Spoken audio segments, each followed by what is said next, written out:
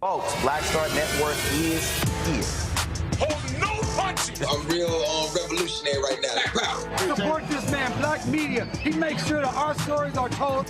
Thank you for being the voice of Black America, Roland. Stay black. I love y'all. All momentum we have now, we have to keep this going. The video looks phenomenal. See, this difference between Black Star Network and Black-owned media and something like CNN. You can't be Black-owned media and be scared. It's time to be smart. Bring your eyeballs home.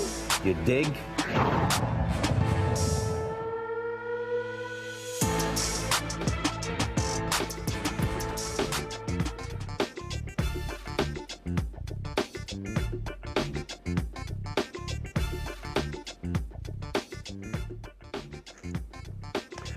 Hey folks, today is Wednesday, November 20th, 2024. Coming up on Roland Martin Unfiltered, streaming live on the Black Star Network. I'm live here in Atlanta.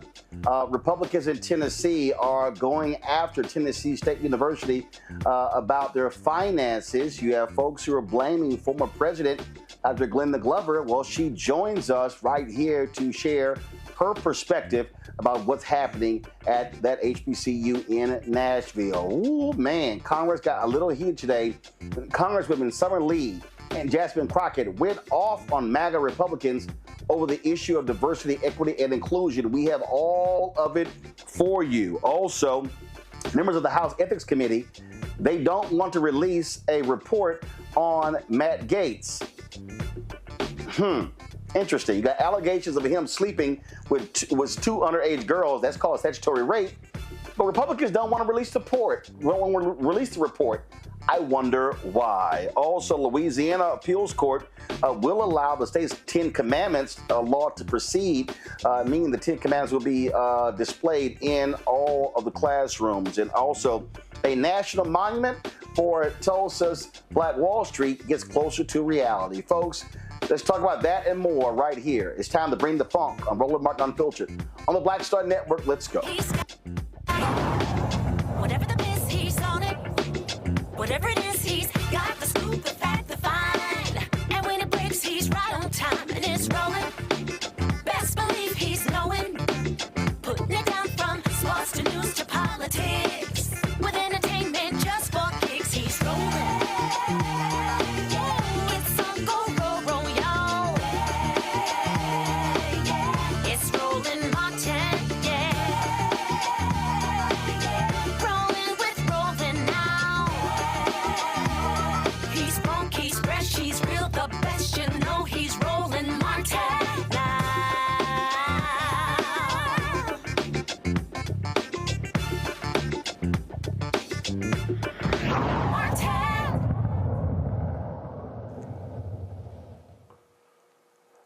Republicans in Tennessee have been highly critical of the finances of Tennessee State University, the state's only public HBCU. The state has given the university some $43 million for operations this year in order to make payroll and prop up the university. Now, 114 people have been laid off at the institution. And remember, they also replaced the Board of Trustees last year. We were there in Nashville discussing that. The interim president, Dr. Ronald Johnson, he says the fault lies with former president, Dr. Glenda Glover. He says that repeated poor decisions and the lack of checks and balances are why the university is financially strapped. Well, Dr. Glenda Glover reached out to us and she said, I would love to come on the show to discuss this. And so she joins us right now on Roland Martin Unfiltered. Dr. Glover, glad to have you here. So first of all, let's walk through. You retired as president from the university. I've had some alumni, folks have been on my social media saying, oh, why is she taking $800,000 as a consultant for the university? So first, can you explain that? Thank you, and good evening, and thank you for having me on the show tonight. Yes, I can explain that. I mean, just this whole notion of $800,000 is so ridiculous. I have a retirement agreement, a buyout agreement. It represents the value of the remainder of the years on my contract. I was in year one of a 5-year contract. And so I was asked to to identify donors, to continue to work with the university and raising money. As you know, we built an endowment from 46 million to over 100 million. We're the envy of many HBCUs with our endowment. But set that aside. When the legislators carefully constructed an arrangement with me, when legislators, some met with me in person and some sent others to meet with me to speed up the retirement process. In fact, to ask me to retire.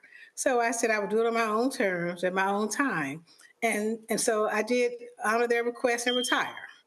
And so, but now you don't get to come to me now and say, we want your retirement agreement now to be voided. That's just not a fair process, because it happens in academia all the time.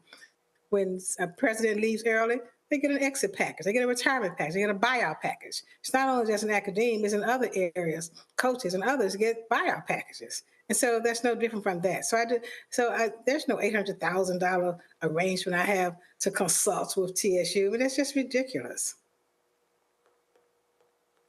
All right. So you have a buyout, and that is being paid to you over what period of time? It's set up to be over a 4-year period. There are different arrangements being made over a 4-year period. And are you required to do additional things as a result of that buyout? I am. Now, I suggested the 4-year period so that it wouldn't be such a strain on the university's treasury. And so, and for that, I would continue to identify new donors, continue to build the endowment, to bring it. I'm going to the East Coast after Thanksgiving to meet with some individuals about some money for TSU. And so it's those kinds of things that, that's what my skill set is. And they did not want that to go to waste upon my retirement. In fact, that was suggested to me by one of the legislators.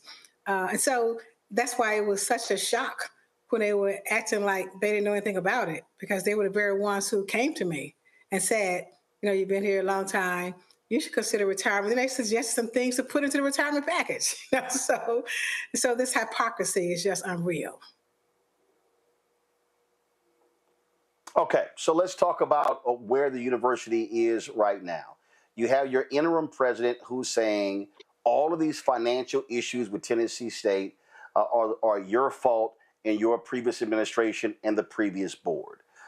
You have state legislators who are also blaming you. You got columnists with the Nashville Tennessean who are saying this is, one of them even said that by you being on the board of a for-profit prison is also part of this problem. And so let's talk about this here. Where the university is right now, what is the reason for the university's financial problems, in your estimation? Well, let me start by saying this. The state will not get the chance. They don't have the chance to cause a problem and then criticize us for having to go through the problem. So again, it's almost like a friend who you have loaned money to, and that person comes by, that friend owes you money, and that person comes back and makes fun of you because you're broke. So they can't cause a problem and then come back and criticize us because we're in a problem that they created. Now, having said that, they say, yes, they owe us money. Yes, there's a $2.1 billion underfunding letter that's been written to the governor. But let's put that aside. There's a $544 million underfunded amount that the state has admitted that's the amount that TSU has been underfunded by. That's not a number that's made up. That came from their internal processes, their own analytics, their own budget analysts who put that number together and said, here's what we have, $544 million. When you compare it to the other land grant institution, the equitable funding model that they developed shows that we owe Tennessee State University $544 million, and that's the underfunding amount. But having said that, I'm not even going to discuss that as that, because that's not what's in our budget. What's in our budget is how we operate from semester to semester is through students paying their tuition and fees. That's where it comes from. Students pay tuition and fees. That's probably 75% of our budget. I think another 23% comes from the state. But you can see our bread and butter, recruiting students, students paying their money, they come to school and they go to TSU. But there are two things that I want to bring out. How do we get here? Number one, everybody's talking about reserves, and everybody's talking about that. When you talk about a school, only at the Capitol have they found something called reserves they want to talk about. What's really, when you want to make a decision to go to school, it's about what programs you have, what's your endowment. And by the way, TSU has a health endowment of over $100 million in endowment. We're one of a handful of schools. So no school is broke that has an endowment of over $100 million. We do have a cash flow problem that have to be addressed. And I have to say that. But here's what has happened. Number one, how do we start? The Tennessee Higher Education Commission, THEC, has a process whereby they have schools to give students, to put scholarships on the student's account, the HOPE scholarships, the lottery scholarships that are state funded, not the ones that the schools offer. These are ones that are offered by the state. And there are a lot of students from a lot of the universities getting these scholarships. Well, rather than all of those students going to the Higher Education Commission, THEC, asking them for the scholarship money, that process, it's worked out so that each school will advance the money to the students. Again, totally separate from the $2.1 billion, totally separate from the $544 million. They would advance this money to the students. TSU did from our operating funds. And then THEC, Tennessee Higher Education Commission, would then reimburse TSU at some point. Well, after we had done this reimbursement and waiting for us to get after we had done this advancement, waiting for our reimbursement, they informed us they're not going to reimburse us. We said, what do you mean? This came from our operations. And they said, well, we're not going to reimburse you because you got some audit findings from TSAC. We want you to get those cleared first. Now, there was almost an impossibility to get those cleared first because we had students who needed transcripts that had not been, the final transcript was not there. There were a lot of things that couldn't be done overnight. So we thought that was very, very critical.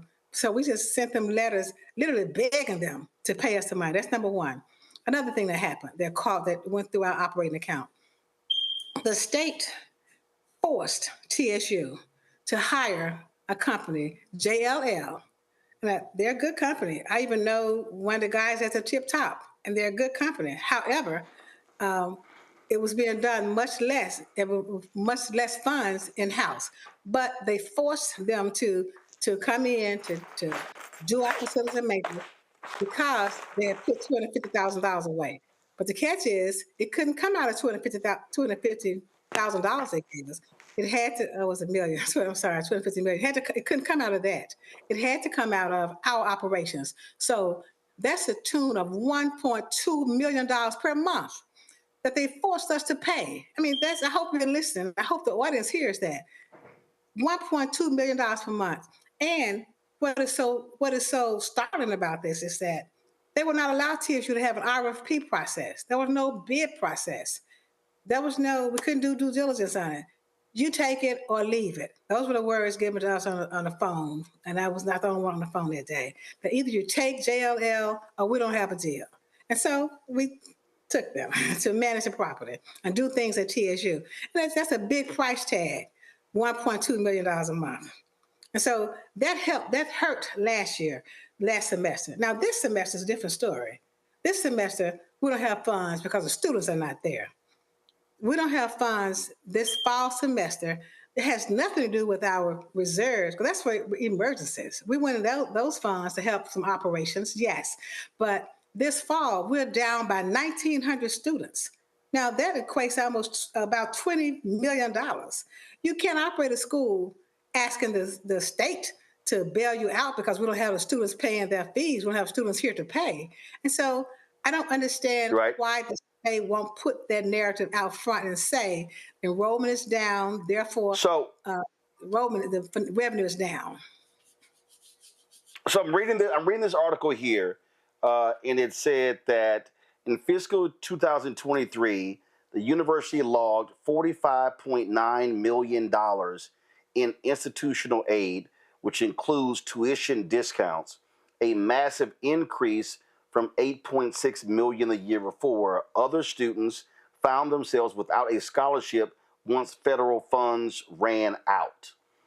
Then this is from highereddive.com. It said enrollment faltered because of broken promises. First-year student enrollment at around 3,500 in fiscal year 2022, roughly half the next year, and hit 880 students by 2024. So what was happening? So what was going on there with these tuition discounts? So what is the reason to go from? How do you go from 3,500 first-year students in 2022 to 880 in 2024? How does that happen? Okay, let's go back. The allegation is that we used the one-time funds. I think that's what I heard you say. Those were COVID dollars. When they had, when COVID was there, they had the HERF dollars, and sometimes referred to, it's a federal stimulus package that was given to HBCU, but to all universities, especially, and there's a special package for HBCUs. That was in 2020, and some in 2021. Those students have already graduated. We couldn't have made a promise to a student from the COVID funds from 4 years ago to in 2020 when COVID was there. It was March of 2020. By the time they got the legislation together, we had students, and we didn't give scholarships out of that fund. That money was used to pay off student balances. They could come back to school and to help them through the COVID factors, like parents losing their jobs, students losing their jobs, companies shutting down that had promised students money for a school, students not having connectivity, all the COVID woes. That's what that funding was for. So that was 4 years ago. So that couldn't have been what they were talking about. But I think what they may be talking about, because I listened to it too, is that in 2022, we had a huge influx of students because we were coming back from COVID. Parents were calling us saying, listen, they've been here for all this time, a year. We need you all to do something to help us. And it wasn't just Tennessee State. It was around the country when students were going back to school in large numbers. But TSU was chosen for a lot of reasons. One, we have good programs. They know they get a quality education. That's the number one reason you go to the HBCU is to get a quality education. Everything else is gravy. But when the students watched, they saw a lot of things happening. Kamala Harris, it was our vice president, the vice president of the United States, came for our commission as speaker. Our band was nominated for 2 Grammys. They had not received them then. They since received the Grammys. They had performed at the White House on the Rose Bowl parade. So a lot of things were happening. TSU was on a national stage. And we were all having fun with it, just having a good time with it. And we didn't have this crisis because the students came to TSU. Yes, we had a housing problem because there was not enough housing on campus anyway. And then there were students who couldn't afford to live in Nashville off campus because the housing prices are cost prohibitive. So they asked to come back on campus too. So just like other schools in the United States, HBCUs and non-HBCUs, we house students in hotels. Yes, that was expensive, and that did take up some of the money that we had. But we got funding from those students, money from those students that came into TSU. That's not coming in now. So whatever the reason was, 2022 is gone now because that's the time they said you don't have enough students before that. So when these students came, then they got on to having too many students. Remember when the legislator got on TV and said, you have too many students. Why are all these students coming to TSU? You're doing them a disservice by having so many students. So they want to cut the number of students down to make housing the number one factor. So the next year we said, okay, let's keep the temperature down. We'll have 8,000. So we had 8,200 last fall, 8,197. So in this fall, it dropped to we're about 6,300 students. So that's not even typical of a TSU first year class of 800 students. There's what promise was made to these 800 students? Nobody promised them any scholarships because there was no scholarship funding to promise them. So for them to say that these students couldn't return or they couldn't come this first year because they had a scholarship promise that didn't happen, they were in high school at the time, and there was no promise made to these 800 students. So I don't know where that came from. There is a sensation in saying that something that was promised and not given. That's just simply not true. But there may be some things that slipped through the cracks. So you're saying that the main issue here is that by having that drastic of a drop of first year students, and what people have to understand is that HBCUs largely depend upon the financial aid of students. So by having that drop, that's $20 million not coming into the university. Therefore, you're going to have a shortfall. Now, I know earlier you also said let's set aside what they owe, but isn't that part of the problem? If the state owes Tennessee State more than $500 million, and then they and again, the $500 million the state owes them is separate from that $2.1 billion that the federal government say they've been underfunded. So really, Tennessee State is owed about $2.6 billion. Yes, precisely. That is correct. The point I was making is they've always owed us money, and we've managed by semester to semester with the students that come in and register. You have to understand the bread and butter of the higher education is students coming in, paying their tuition and fees, and the students and the university operating from that. Now, aside from that, the university is expecting to receive the funds that's been owed by the state, especially first the $544 million that their own budget analyst said was owed, and it was reviewed by his superiors that is owed. So that's expected. They did put $250 million up front, but then they tied our hands so it couldn't be used. They put $250 million providing the governor's budget, but then there was so much red tape. There are so many agencies to sign off on it, and so many things to be done and approvals that we haven't used, but maybe it's just a minuscule part of it. And so in essence, they owe us still the $544 million. And honestly, part of that was supposed to be a part of the second allotment that we were supposed to get, was supposed to be used for some of the operations. And we were going to use some of that for scholarships, but that didn't happen. They reneged on their promise. So we got the $250, and we were supposed to get more after we got the $250 and showed how we were going to use that, and we did. And then when it came time for another allotment of that $544 million, it just didn't happen. And so, yes, we depend on that, but we absolutely depend on the money from the state. The 23% they give us, we need that. But what I'm saying is, we need the $544 million also. And what we don't need them to do is play down the fact that enrollment is down. Enrollment being down by 1,900 students, $20 million, that's for one semester alone. That is significant for the operations of the university. With payroll being $8 million a month, or $8.5 million a month. I heard a number that was maybe twice that, but I can't speak to that because I know what it was when I was there in June. It was $8.5 million a month was payroll. And so just that $20 million was almost the whole semester's payroll. What I'm saying is, the state can't get away with bad-mouthing TSU to the point that students are deciding to go other places. Students, we know why students didn't come back the fall. We know why it's down. It's on Tennessee State's part too, because our biggest months are June, July, and August. There's been more we could have done or should have done to get more students in. But be that as it may, what the state did is unconscionable. They created an environment that was so bad that students didn't want to come to TSU. I know because I'm in the street with them, on the ground with them. I'm in Memphis recruiting, in Nashville recruiting, up in East Tennessee recruiting. And students are saying, we don't think, they were afraid that we're going to lose our HBCU brand because of all the chaos. We said, we're going to put you in the community college system. Parents will listen to that. Parents, I feel more phone calls from that very moment of saying, why don't we put TSU in the community college system?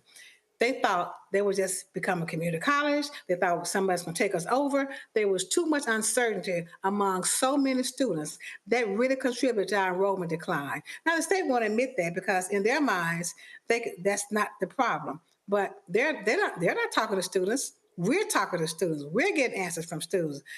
Students are telling us what is going on in their minds, in their families, in their churches. And they're saying, stay away from Tennessee State until they get it together. They're about to have a state takeover. Those are the things that parents are saying as to why they're sending students to other places.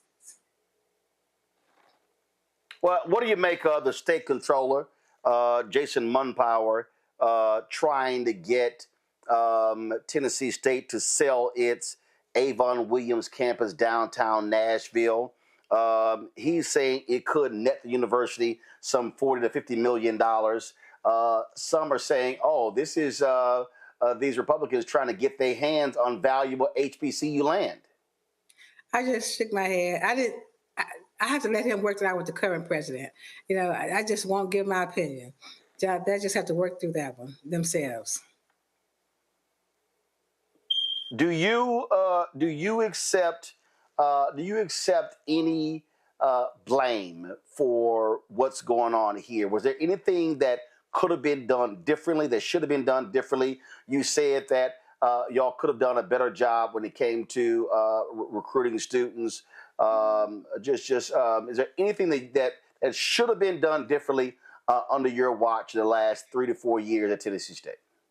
Well, we were fine in 3 to 4 years. We've been fine for the last, I was there for 11 and a half years.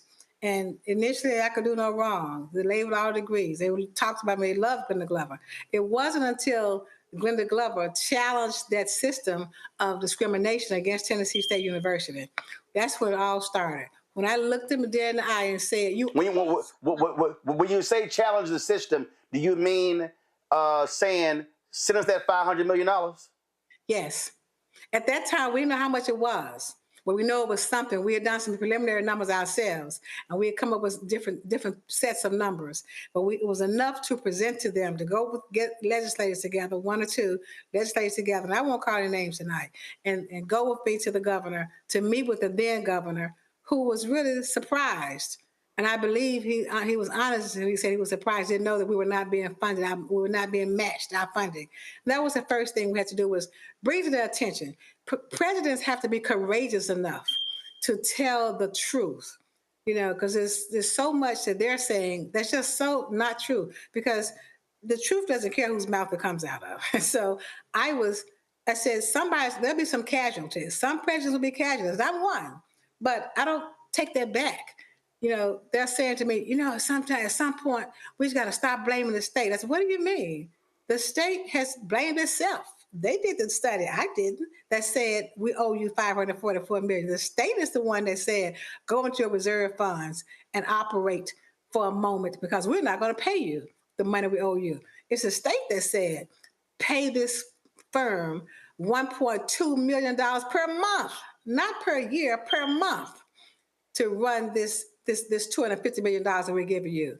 And you have a choice in it. You either do it or you're not getting any more money to do another project we had. So that kind of cruelty and this kind of hypocrisy that has to be addressed. And so now that I'm not president, I can address it. You know, I got my First Amendment rights back. And so that's where we are with this. Last question for you. Is it insulting to hear the interim president and others say that you mismanage resources when you are a certified public accountant? They are laying it out as if you had no clue how to manage money. You know, I know the interim president. I've known him for a number of years. He and I have been friends. I spoke at his inauguration when he became president of Clark, Atlanta. So I won't say anything ugly about the interim president. I know him. I know his wife. And so, yes, it's hurtful, because it's like growing up in a poor home like I did, when you watch your mother and father take what little money they had and pay all the bills that were on the table. That's what we have to do, because the state has ignored TSU. They pretend like they want what's best for TSU, but yet right now they do so many distractions. This is just a distraction from the money they owe. They don't care about this agreement I have, my retirement agreement. They don't care about the fact that there are no students there right now. In fact, I think they like that, because now it's like we're so dependent on you to give us the money. They're saying we're going to advance you $43 million. What are you talking about advance? You owe us money. If you're going to do anything, take out the funds you owe us. Somebody has to tell the truth, you know? And so when they say that, that's the part that is so unfortunate, that they will not speak the truth. They rather create distractions and talk about other things rather than say, we did not fund TSU properly, so here's what we're going to do. We're going to remove this restriction of this $250 million. It's already in the budget. It's already there, already voted on and ready to go. We're going to remove that infrastructure restriction, and let you use the money for operations rather than say, we're going to do this, you cut this. And then one lawmaker said, officer said, we're going to tear it down to the core and build it back up again. What do you mean you're going to tear TSU down and build it back up? Now, that was an outrageous statement. I mean, it makes your blood crawl to hear somebody say that. Somebody has a BS degree who knows nothing about higher education, advanced education. That was so insulting to me. That's what's insulting. Talking about me doesn't really matter that much because I trust God. I know He'll take care of all this. I trust God. I know that when I went to them and told them, you have to pay us the money you owe us. You know, it's like the story of Jesus. And I'm not comparing myself to Jesus in any way. But as long as He went about saying, I'm the Son of God, I came to save the world. Oh, they said he's crazy, let him go. But the moment he challenged that Roman establishment, they said, he has to go. And that's the situation I find myself in. It was fine until we told them, you owe us money, and you have to pay us the money you owe us. You have to pay up. And that's when everybody started coming after Glenda Glover. And so, but I'm used to a fight. You know, I was born to fight. I grew up in a civil rights home. I watched my dad fight in the civil rights movement. And so I was born for a fight like this. It was fight for my university that I'm passionate about, that I love for the students. I fight for the students all day, every day. And so that's what I say. I'm happy to be a part of the TSU family. I'm happy to be a TSU alum so that I can join in that fight to get the money that they owe TSU, to get rid of this doggone distraction that they're talking about, just so they can keep TSU and have a way to say that they're not doing this. No, we don't have funds this semester, but it's not because of what I did. It's what the students didn't come back. We could have done a little bit better in June, July, and August. That's our biggest months, to follow up with the students, to do more, follow up with them, to say to them, you know, we're not here. We know you haven't registered, you haven't returned to school. But don't put down scholarships. They didn't get their scholarship. That was 4 years ago. And even this first year, 800 students, that's nothing to do with scholarships. That's just to say that we have 800 students because they were promised scholarships. How many were promised scholarships? Who? Give me their names so we can look it up and see. That's just simply not true. That's a red herring. That's a distraction. And that's what this General Assembly is doing, where the key leaders, key folk are talking, they come up with distractions. And they love having me as a distraction. And but I can clear up my distraction because I got an agreement. I have an agreement that says you have 4 years left on your contract. So if you want me out of there, they were giving me the suggestions on how to do it. That's what's so hypocritical about it. But that's okay. I'm just happy to be here so we could talk through it. And you can see that, and by the way, we did leave, all the money was not spent. Somebody said all the money was spent. That was close to $9 or $10 million left in the reserve fund. And that I'm sure about. And so that's what I'm saying. There are so many mistruths and non-truths that come out. But that's how it is when they're fighting a battle and trying to win a case that is just, well, there is no case.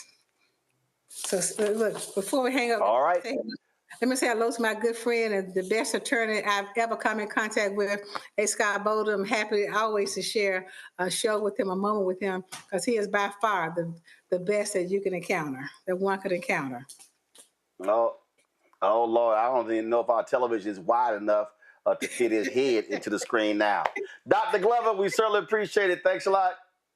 Thank you. Thank you so much. Goodbye. All right. Going to go to a break, folks. We'll be right back with our panel, including the totally gassed up Scott Bolden. You're watching Roland Martin Unfiltered right here on the Black Star Network.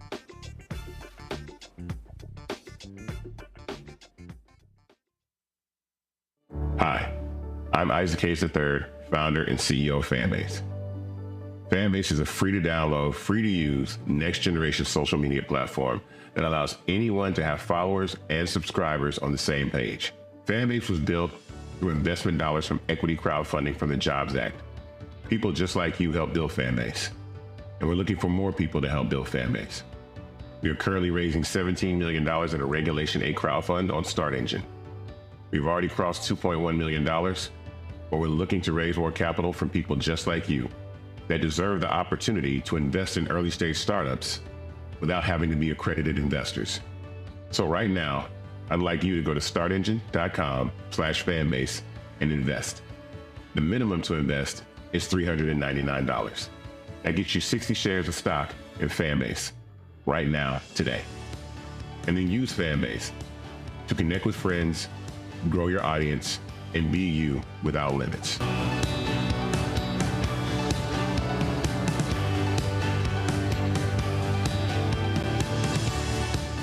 I'm Dr. Jackie Hood Martin, and I have a question for you. Ever feel as if your life is teetering and the weight and pressure of the world is consistently on your shoulders? Well, let me tell you, living a balanced life isn't easy. Join me each Tuesday on Black Star Network for a Balanced Life with Dr. Jackie. We'll laugh together, cry together, pull ourselves together, and cheer each other on. So join me for new shows each Tuesday on Black Star Network, A Balanced Life with Dr. Jackie.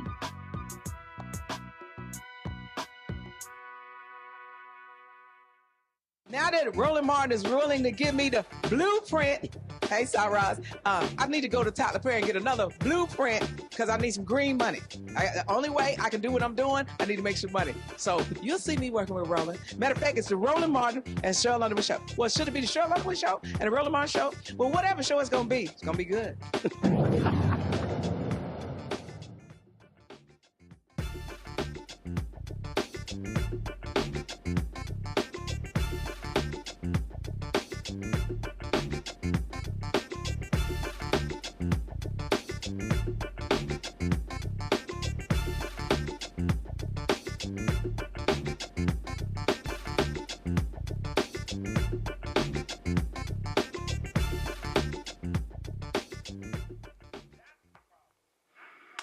All right, folks, welcome back to Roland Martin Unfiltered. Let's get it going with our panel. All right, joining us right now, Gavin Reynolds, contributor with The Root, former speechwriter to Vice President Kamala Harris, joining us from New Haven, Connecticut. Daniel Blackman, former Biden appointee, founder of Renaissance 94 out of Atlanta, and also A. Scott Bolden. He is, of course, attorney. Former head of the National Bar Association, PAC, and of course, as Dr. Glover said, attorney for Dr. Glover. So let me just go ahead. I'll start with you, Scott. See, here's the thing that's you misquoted her. She said outstanding. Say it again. She said outstanding attorney, one of the best that's ever done it. That just don't misquote her, okay? Are you still a client? Are you done, Roland? Yeah, I'm done. All right, let's get right to it. Here's the thing that is, I've seen this in so many other places. I've seen these people, Republicans, and also some Democrats, complain about HBCUs, complain about all sorts of things. The state owes them $2.6 billion. Yeah. So you want to come to me or whoever you're going to, but I will tell you. I said, Scott. I'll go to Kevin first. No. Listen, this is pure politics. Republican legislature, you see what they did over the last 3 or 4 years with their black state legislators. That didn't work. But, TSU is a land grant university and college, which means the federal government gives them money, and every other land grant institution like UDC and a couple of black colleges in Maryland. In fact, there's been ongoing litigation. They may have settled it now. There was ongoing litigation for this very issue of how the federal government and state governments historically have underfunded these land grant institutions and then complain that they're mismanaged or they're underfunded or they've got accounting issues or there's scrutiny on what they've done with their money. You can't have that discussion if you owe that institution money and you don't disagree that you owe them $500, $600 million, and you don't disagree that the Fed's assessment is $2.1 billion, but you just say we're not going to pay you, and then we're going to criticize you in the interim. It is the height of hypocrisy and the depth of arrogance. And so Dr. Glover just laid it out. The other thing she did not say is, she's got certified, signed, executed contracts. There are 2 contracts, right? They paid her on part of her first contract, which was the buyout. The Board of Trustees approved this. Their general counsel approved this. And these are representatives, some were representatives of the Republican administration and the governor's office who makes appointments to that board. They paid part of it already, so they can't get out of the first contract. And the second contract is a 4-year contract where she's actually performing. She's working. It's not like it's not like a buyout. She's a special advisor to the president. Everybody signed off on it. So her job is to raise money and to be an ambassador for the TSU, which she's been doing.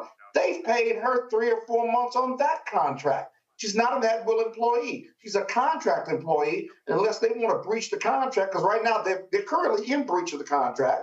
I sent them a letter yesterday demanding or reminding them they're in breach of the contract and to cure it, because their financial woes is in one bucket, but my client's got two contracts in the other that they've been performing on. So it's hard to get around it. And for public officials to say terminate that contract, well, if it goes to litigation, they're going to be the first witnesses that get called in discovery because they're trying to interfere with that contract simply because they want to scapegoat her. Not going to happen under our collective watch. And thank you for covering this so long with her this afternoon, rather. See, Gavin, this is the thing that I need a lot of our people to understand. They got to understand the games that are being played here. So you withhold money from Tennessee State, you send money to University of Tennessee, you fund their operations. When they have a housing issue, you help them acquire hotels. And so then you say, well, y'all having problems over here. Why is it that the governor and the Republicans in the legislature, how is it that they easily found money to build a new stadium for the Tennessee Titans in Nashville, but they can't find the money for Tennessee State? Well, see, episodes like these just remind us of the prioritization or the deprioritization that states have on Black progress. And we've seen this throughout history, obviously. This is not happening in a vacuum, either in this moment in time, just at TSU. It's happening at other universities. We talked about how public land-grant HBCUs have been underfunded $2 billion over the past 30 years, but it's also been happening over time, and it's not just in terms of universities, right? States have looked for so many ways, and it's the present-day Republican supermajorities who have always been the ones to do whatever they can to stifle Black progress. We saw this during Reconstruction, when Black folks were making tremendous progress towards self-governing. Those in power at the time who opposed Reconstruction then tried to claim that Black people were incapable of governing themselves, which led to the violent overthrow of Reconstruction. And we saw that happen in a modern day context with TSU earlier this year when Governor Lee passed or signed the bill that the state legislature, the General Assembly, passed to dissolve the whole board. Again, another example in our nation's history playing out right now on the campus of TSU, war being waged by the state against Black progress, again, to show that, as they say, Black people are not capable of governing themselves. And again, this is happening across the country, not just in higher education, but in so many other capacities. And we should prepare, by the way, over the next 4 years for more of this, not just with MAGA Republicans at the state level, but also Donald Trump at the federal level. We see in the cabinet nominees that he's putting in place right now a complete antagonization of the Black community, whether it's going to be whoever ends up leading the DOJ or any other cabinet department, which over the past 4 years has actually been committed to equity and diversity and supporting Black progress. We're going to see a lot of that progress be erased over the next 4 years, not just in Tennessee, but across the country. I just sit here and you know, I've covered these issues so often, Daniel. I've covered them out of 107 HBCUs. I've been to 60 of them. I have sat down and I have had conversations with presidents, with board of trustees, with alumni, and on and on and on. And I don't care, and it is a fact. It is a fact. I have talked to enough people who are graduates of Tennessee State, people in the state legislature. Republicans in Tennessee had no problem with what was happening at Tennessee State. Most of them have never even visited the campus until They asked for their money. Then all of a sudden, stuff changed. I mean, look, you're singing to the choir, man. I mean, I'm a alum of Clark Atlanta University. My wife's an alum of Spelman College. We get it. We see the playbook. And, you know, you, Brother Martin, you're in Georgia. And, you know, when you think of what the University of Georgia and Fort Valley as a land-grant college went through this same scenario where when they did the audit, they found that the University of Georgia as an agricultural university and Fort Valley, which is an HBCU and also a land-grant college, what they realized was that there was a disproportionate amount of funding coming into the state that was going to UGA versus Fort Valley. And we saw that, right? And the same thing we're seeing. And I think we really need to just pay attention to what's happening, not only now, but this has been going on with HBCUs, and the attack on our HBCUs, similar to our Black farmers, has been going on for over a decade. We've seen this, and I think this is now the epitome of what they can do. As you mentioned earlier, I think now that the president has the House and the Senate, the courts in his first term, we're going to see a massive attack on HBCUs and the funding that they're owed. And I think we need to be very serious and intentional about not only paying attention, but we can't wait till this gets to the next second, third, fourth, or fifth HBCU. If we don't come together now, not just as an alum, but as a community behind what's happening at this institution, we're going to be in trouble. And it's not just going to be those types of schools. When it comes into other areas, we can't cry foul then if we're not raising our voices now with what's going on at TSU. And here's the thing, Scott. This does not mean that we cannot have accountability with our institutions. I am not one who says that goes on them. I believe you got to have your T's crossed, your I's dotted. I believe you must be doing stuff the right way. I believe your paperwork must be right. I believe those things must be happening. I believe you must be looking at best practices, and you must be doing the best with what you got. But again, when I saw that hearing, and these Republicans are like, I don't understand, why are all these students going to Tennessee State and they're not going to our other schools because they don't want to go to your other schools. And this is the reality that people need to understand. Republicans in Tennessee do not want Tennessee State to look like the University of Tennessee.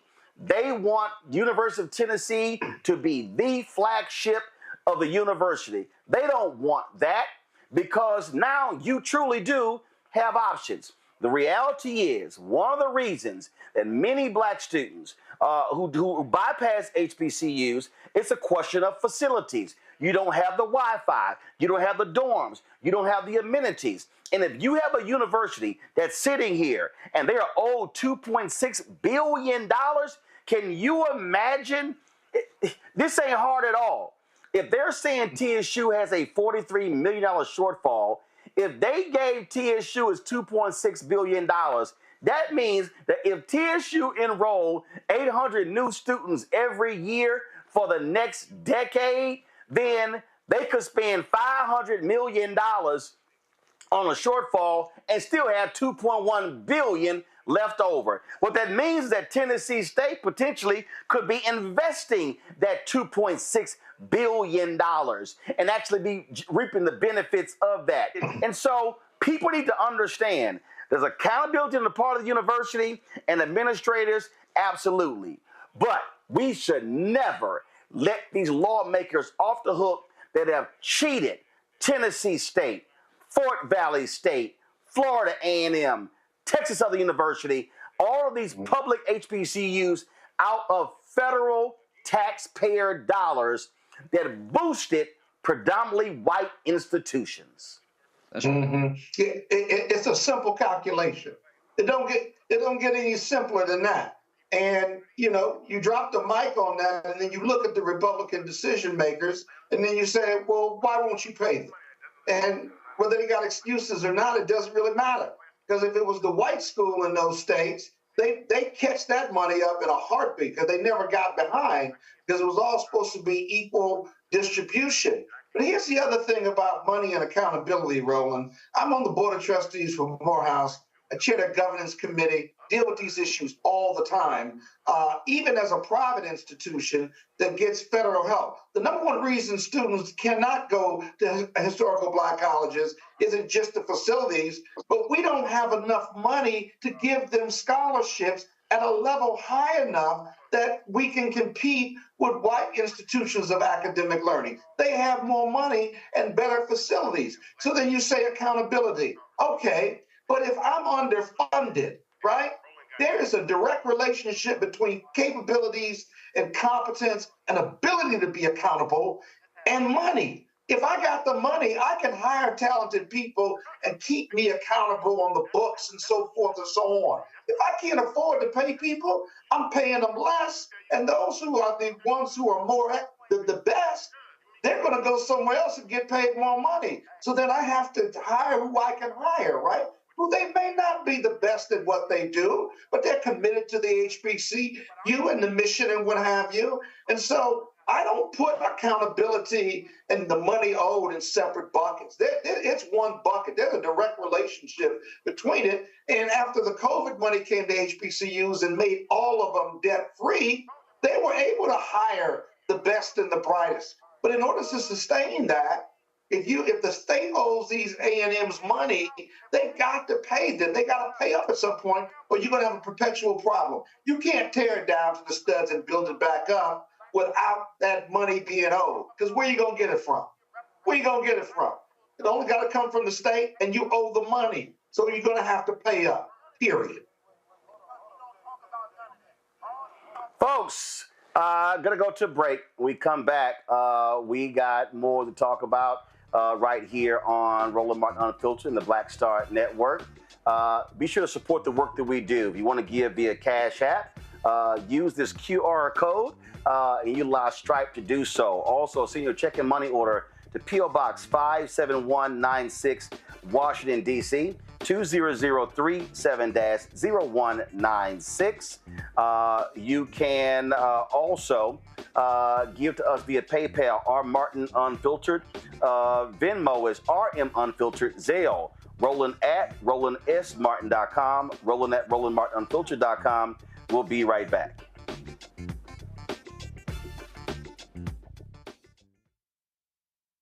Hatred on the streets, a horrific scene, a white nationalist rally that descended into deadly violence.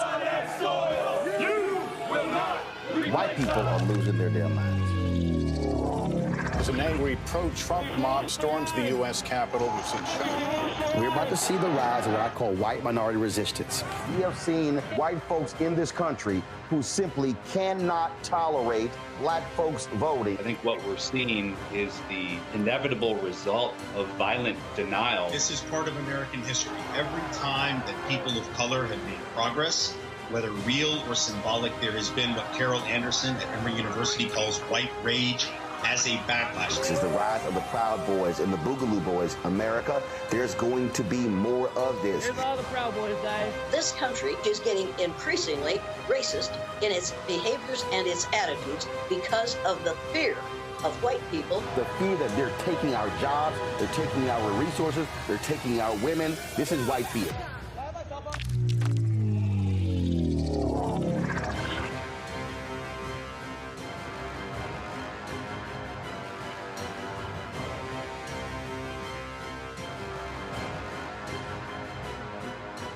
What's up, y'all? Look, Fanbase is more than a platform. It's a movement to empower creators, offering a unique opportunity for everyday people to invest in Black-owned tech, infrastructure, and help shape the future of social media. Investing in technology is essential for creating long-term wealth and influence in the digital age. The Black community must not only consume tech, we must own it. Discover how equity crowdfunding can serve as a powerful tool for funding Black businesses, allowing entrepreneurs to raise capital directly through their community through the Jobs Act.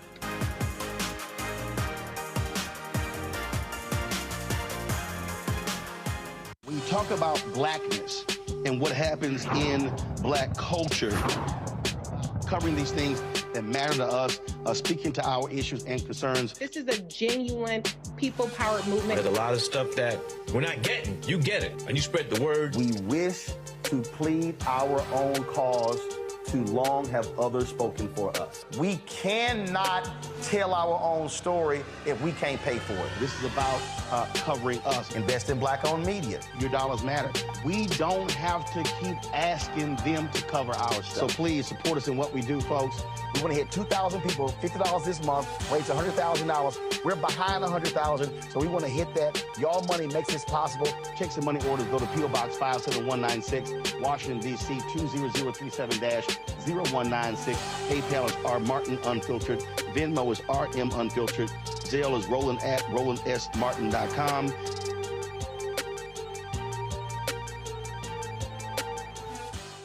Hello, we're the Critter Fixers. I'm Dr. Bernard Hodges. And I'm Dr. Terrence Ferguson. And you're tuned in to Roland Martin Unfiltered.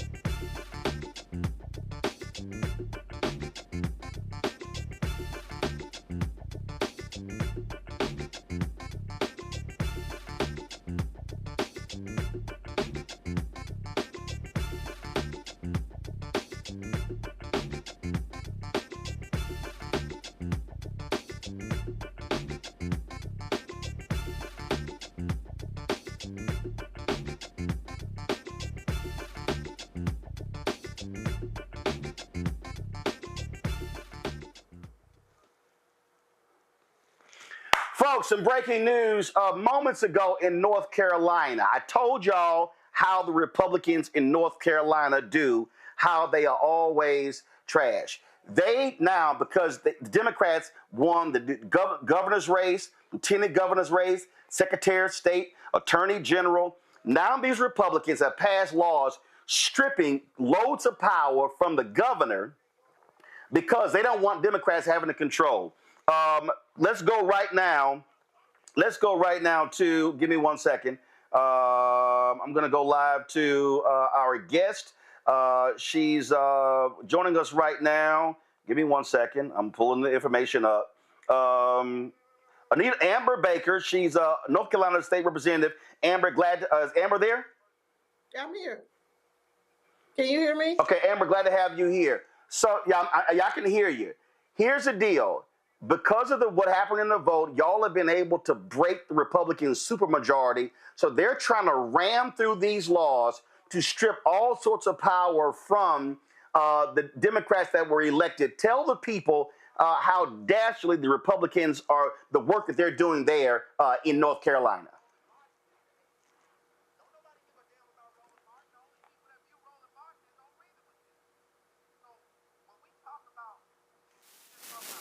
Amber, we lost your sound. We're trying to get it back. So hold on 1 second.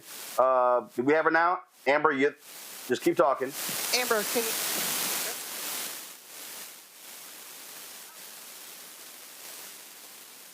All right, y'all. So y'all let me know when we have Amber. Yeah, now we got you, Amber. Now, are you there? Can you hear me? Yeah, we hear you, Amber. Go right ahead. Okay, so we thought we were just coming in to deal with the governor's veto and perhaps the third round of relief, hurricane relief, but that was not what we dealt with. First of all, they gave us a 118-page bill for the relief bill. Very few of the dollars were directed towards continued relief. Over 500 million was in there for vouchers. And then there was a whole plethora of bills stripping away the powers for the education department, judges being stripped away, powers being put under the newly elected Republican treasurer. It was just bananas. And I mean, the bill that did the most amount of damage was not even known to the people what the bill really was. So the bill came in as a dental hygiene bill, but then it was turned into a conference report, and a whole bunch of really crazy legislation was added and then sent over to the Senate.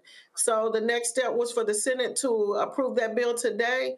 It will be going to the governor's office tomorrow. We expect that the governor will veto it. And we're scheduled to come back on December 2nd, which their goal probably will be to try to overturn that veto. What also is important to notice is that we have 4 Democrats that voted with them. And so even though we anticipate a 1-seat majority in the upcoming session, we've got to begin to neutralize those Democrats that will continue to vote with the Republicans on some of this craziness. And see, again, the same thing happened in Wisconsin. Democrat was elected, Tony Evers, Republicans stripped them of power. This is what they do. It's all about retribution. It's all about holding on to power. And this is why I keep trying to explain to people why the Supreme Court races matter. At one point, the Democrats had a majority on the state Supreme Court. And then they could have had a 6-1 majority. Beasley lost. It was 4-3. Then the court flipped. Now Republicans have a 5-2 majority. Allison Riggs is holding on. You've got Anita Earls is going to be up in 2026. 3 Republicans are on the ballot in 2028. And so folk have got to be focused in flipping this Supreme Court from Republican to Democrat that will also stop a lot of the things that Republicans are doing in North Carolina. And they can't be distracted just by what's happening at the federal level. You know, although what Trump is anticipating on doing when he's sworn in January very much mirrors what's happening at the states. And as you said so many times, and others as well, is that we have to be focused on our state races and what's happening in our state legislature, that we can be the gap stop between what Trump is proposing and what actually can happen in our respective states. So the fact that they now right now they still have control of the Senate. We're waiting on a couple of races still to be called. We did break it in the House by 1 vote, but and Allison Riggs is holding on to her seat by just slightly over 100 votes. They're still waiting for a couple of counties to be counted. It is important for people to understand what's happening at the state level. Mo Green, who was the first African-American superintendent of schools, state superintendent of instruction, that's another reason why they are dismantling that. Another $500 million went yesterday to vouchers. If nothing else, they misunderstood the optics of that. And we still have so many more issues, pressing issues that need to be addressed in Western North Carolina. And so the least of those was an additional $500 million to go to vouchers. Well, listen, y'all hands are full. Let me do this here. I know my panel may have some questions. Gavin, you got a question for the state rep? Yeah, Representative, thanks so much for joining us and for what you're doing on the ground in North Carolina. I'm from Georgia myself, and I know the fight that we're up against in the South. So thank you for the fight that you're fighting for us. Can you talk a little bit more about the proposed changes to the appointments to the State Elections Board? I've read, and you kind of alluded to this a minute ago, that there's some proposed changes to put the power of who gets appointed to that board now with the state auditor who will be a Republican, right, in the next session. So can you talk a little bit more about that provision, how it would work? Yeah, so as some of your viewers may know, is that we had the first Black female that was appointed to that position, and we were hopeful that she would have been elected to that position, which would have given us the governor, the lieutenant governor, the secretary of state, and attorney general. But so the way it worked out, it didn't. So now the way that the legislation is written is that all 100 counties, in terms of who gets appointed, will be now under the jurisdiction of the auditor. And so he will control all 100 jurisdictions, voting jurisdictions for our state.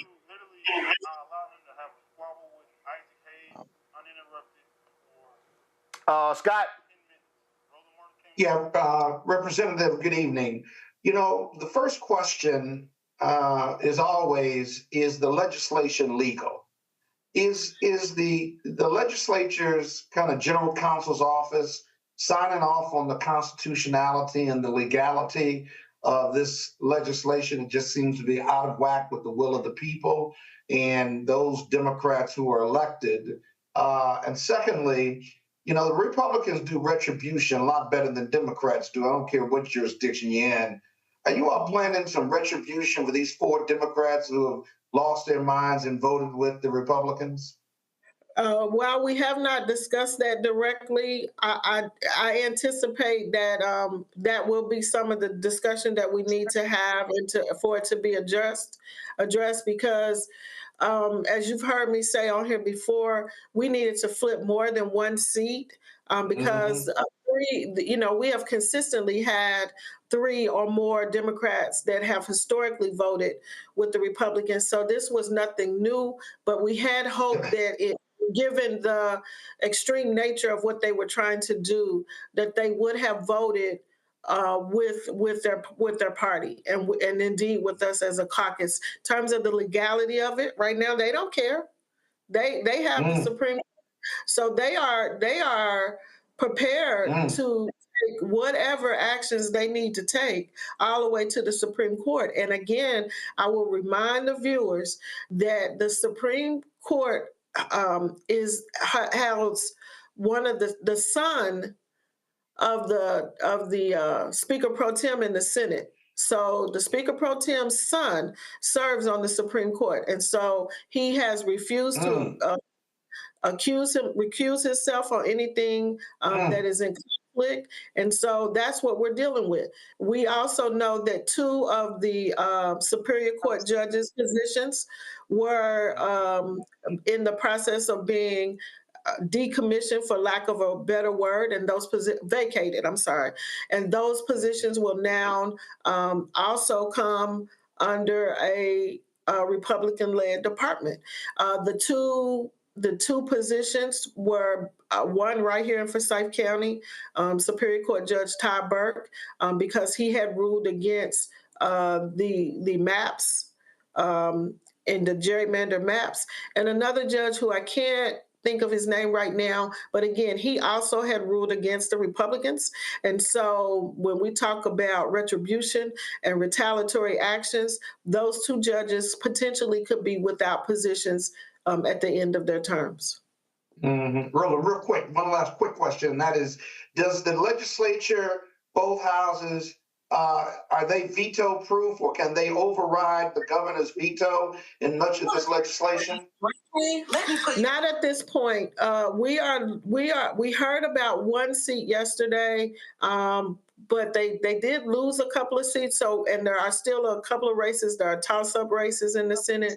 So right now they do not have the veto-proof majority in the Senate. We are still awaiting the final results on a couple of races over there. But right now we are holding it by 1 seat. Wow, good luck. Thank you. Daniel, go ahead. Yeah, I think, Representative Baker, my biggest question, Roland brought it up earlier, and that's these races in 2028. And I think there needs to be a long-term strategy. Too often we see Democratic spaces where we're planning for the next election, whereas they're planning a decade out. So could you talk just a little bit about what is your plan looking at, focusing on the Supreme Court in 2028, looking at other seats that are coming up to start planning now for long-term transitional power that Democrats, quite frankly, haven't really yielded? So I'll be honest with you, it's both and but, right? We need to not only focus on 2028, but we have the midterms started on November 6th. See, we run every 2 years in North Carolina, both in the House and in the Senate. So we can't bypass 2026 elections. We came very close to flipping a number of seats. And so we need to also focus on 2026 in terms of ensuring that we hold on to and extend our veto-proof majority in the House, and indeed work with the Senate to make sure that they get the veto-proof majority in the Senate. And that needs to occur in 2026. With that being said, this was the first time that we implemented a 100-county strategy, and we were competing and contesting in districts that we hadn't. And so there is a focus on making sure that we re-engage our rural voters, which is extremely critical, and also making sure that we are reaching out to those unaffiliated voters to make sure that we can engage them in a way that they now are a part of our Democratic caucus to begin to shore up these races. And here's the reality that you don't hear any of the mainstream media talking about, but indeed is always a conversation on Roland's show, is that we can't overcome racism and the refusal of America to deal with the racism and the refusal, no matter how qualified a Black candidate is, that it is difficult for us to overcome that. So the best way to do that is to extend our base and spend time with our young people. Find out what's important to them. What does campaigning look like in this generation? It doesn't look like our campaigning. It doesn't look like our parents campaigning. So how do we engage and motivate these young voters? And I can tell you here in Winston-Salem State students were not playing. Day one, when students started to move in, they were out there registering voters, keeping students engaged. So people are paying attention. And as Democrats, we have got to be in tune to what our party currently looks like. And we need to deliver on the promises that are always made around election time, but never delivered on. Representative, we appreciate it. Thank you so very much, Representative Baker. Look, y'all keep up the fight. Thank you, sir. Folks, when we come back, it got a little heated on Capitol Hill over the issue of DEI.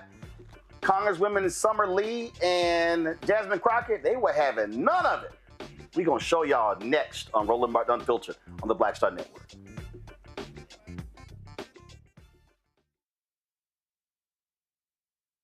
What's up, y'all? Look, Fanbase is more than a platform. It's a movement to empower creators, offering a unique opportunity for everyday people to invest in Black-owned tech, infrastructure, and help shape the future of social media. Investing in technology is essential for creating long-term wealth and influence in the digital age. The Black community must not only consume tech, we must own it. Discover how equity crowdfunding can serve as a powerful tool for funding Black businesses, allowing entrepreneurs to raise capital directly through their community through the Jobs Act.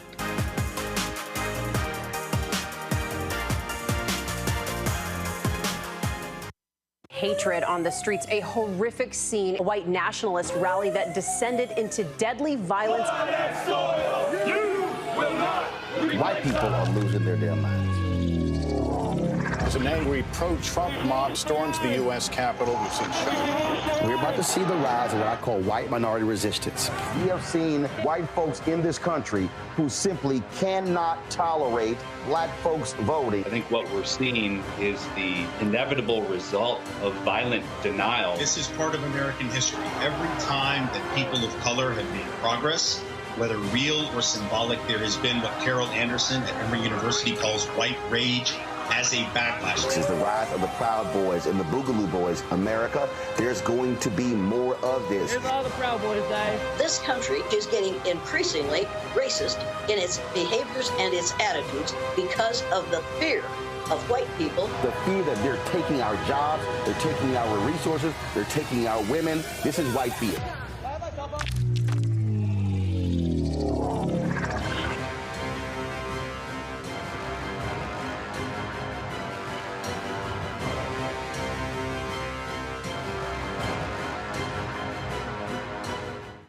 Hey, this is Motown recording artist Kim. You are watching Roland Martin Unfiltered. That boy, he always unfiltered though. I ain't never known him to be filtered. Is there another way to experience Roland Martin than to be unfiltered? Of course he's unfiltered. Would you expect anything less? Watch what happens next.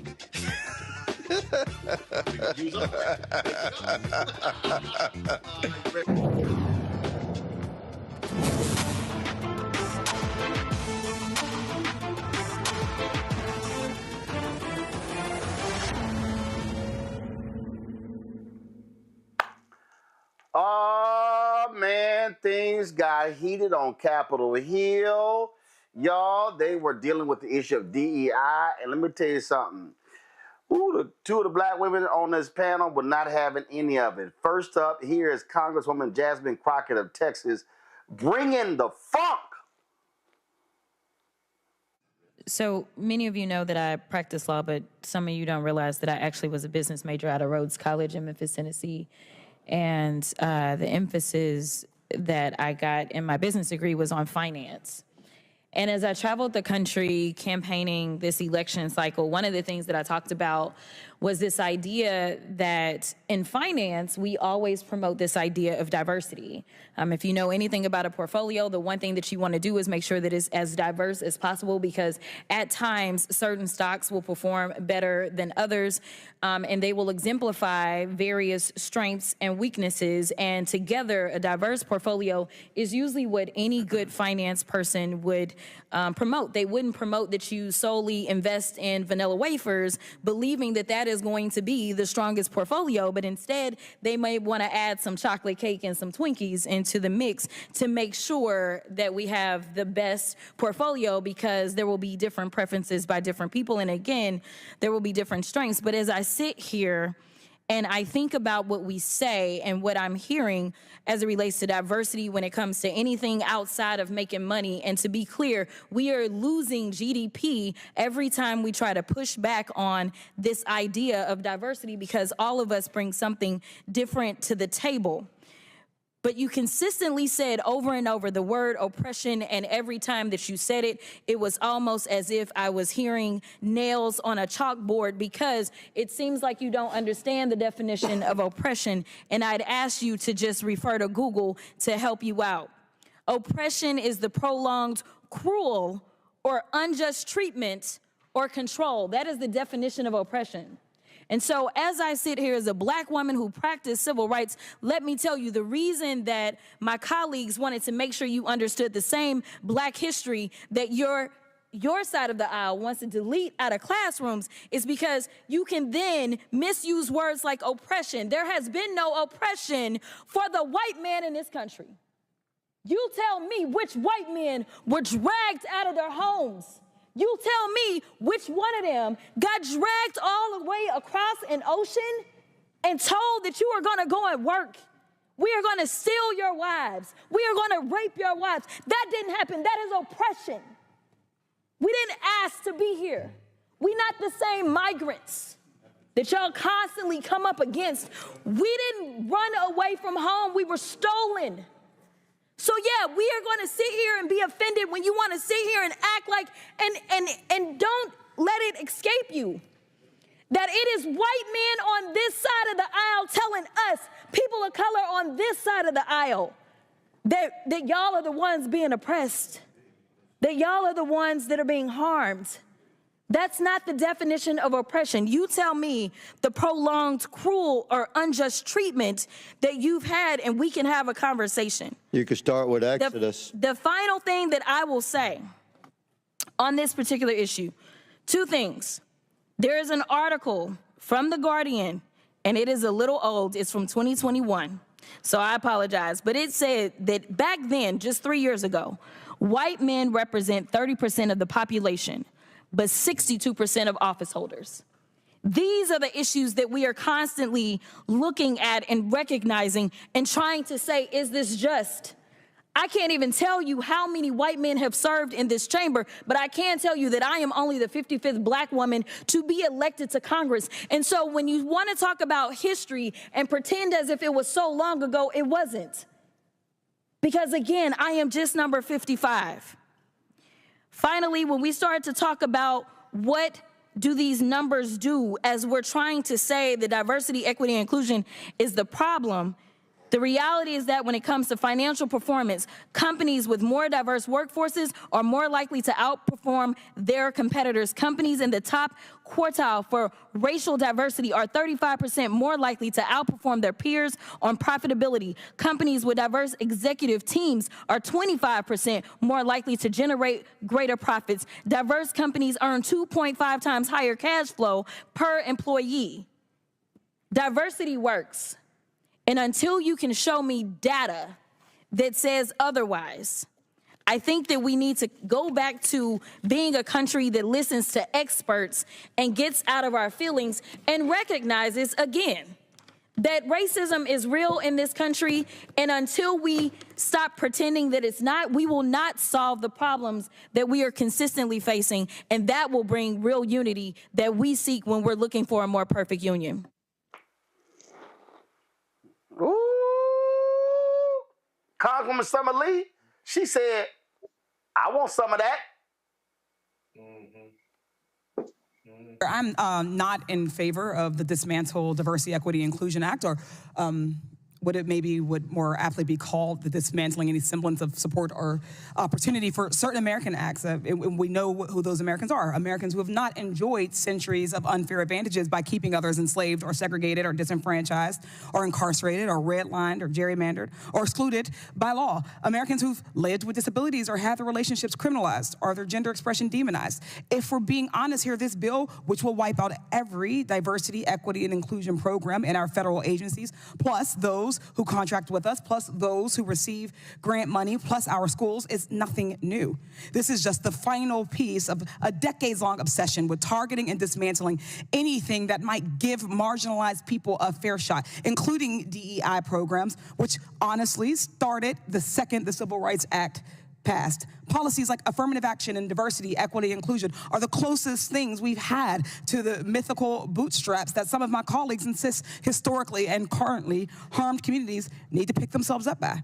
After centuries of efforts to keep us out of schools and universities, from jobs and elected office, Republicans targeting these policies are no accident. Why do predominantly conservative white men believe that the success of a black person or the opportunity or access of a black person is an existential threat to them?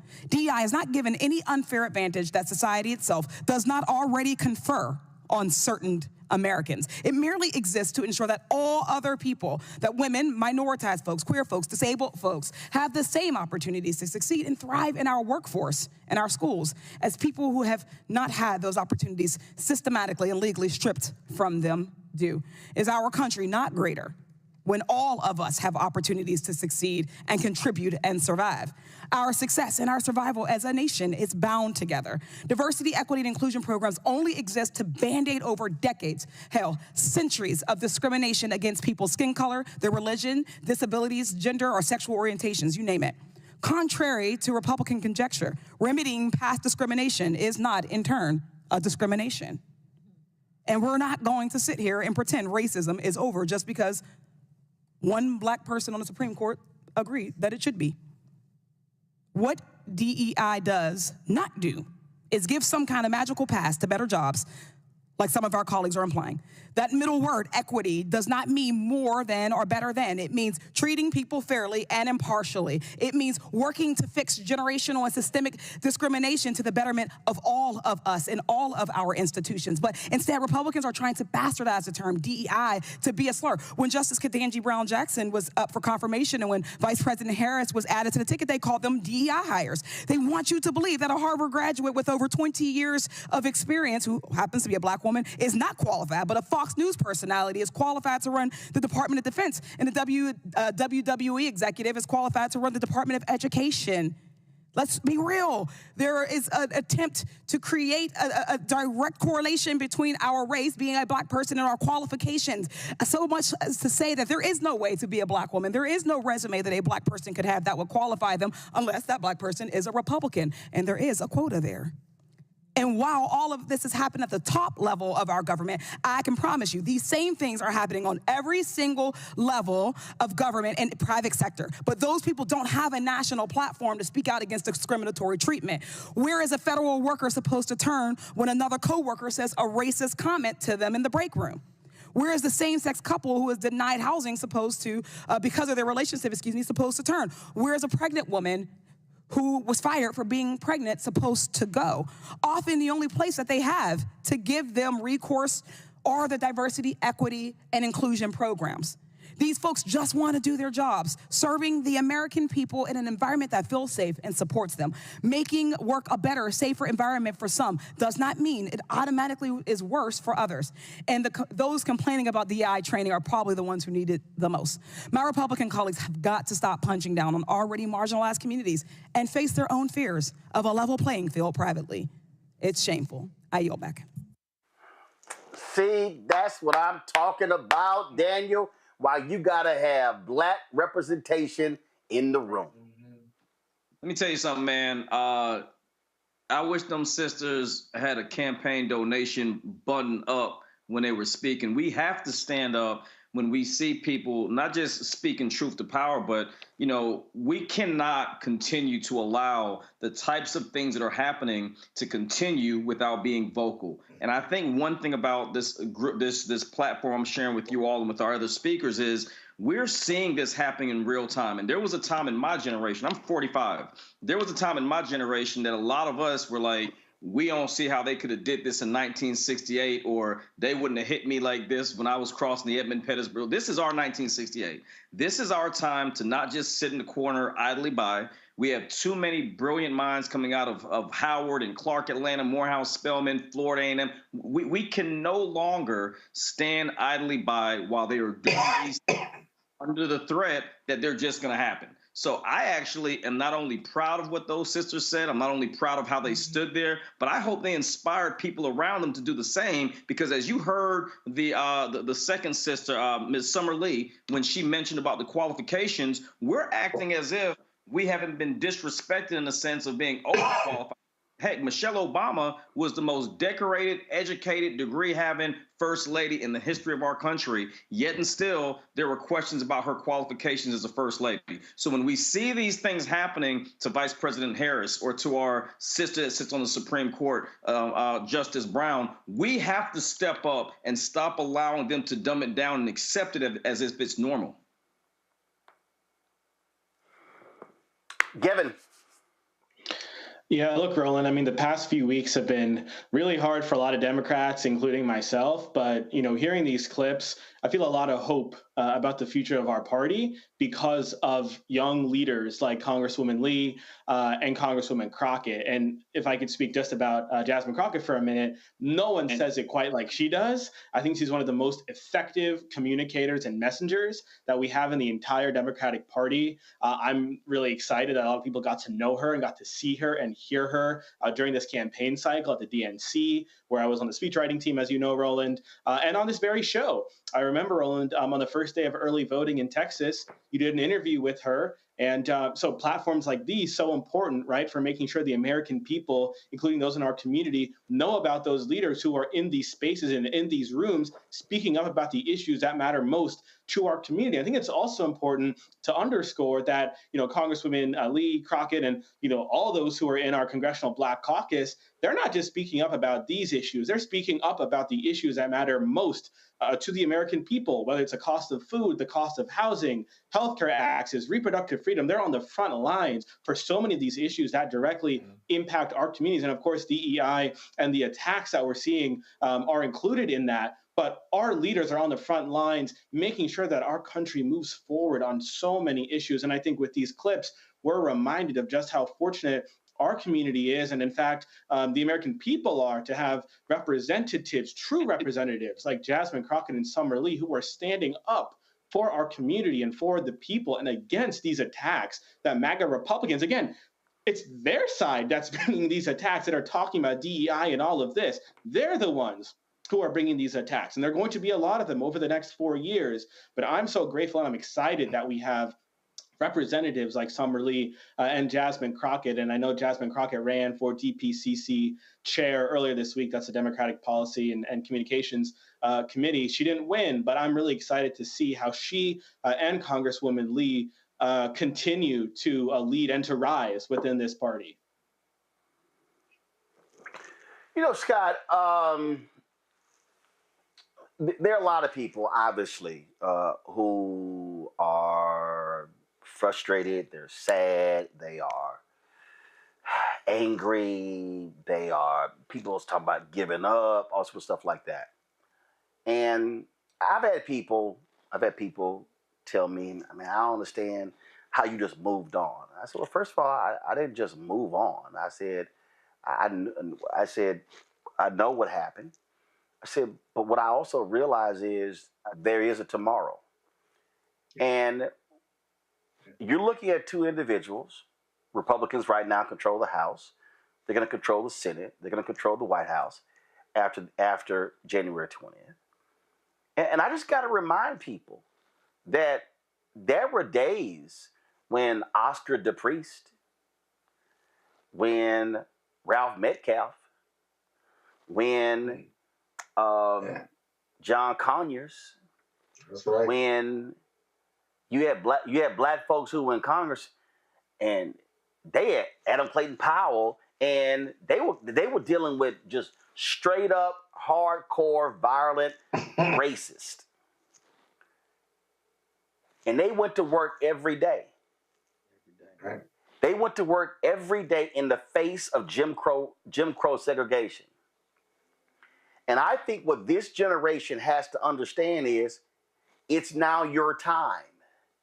Mm-hmm. And you can either give up, be despondent, be sad, go into a state of depression, or you can fight.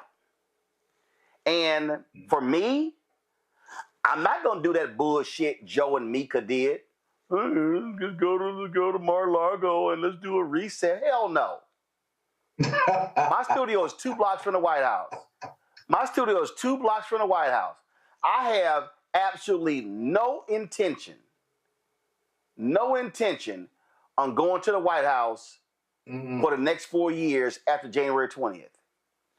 I'm not going to normalize this administration. I'm not going to sit here and play footsie with this administration.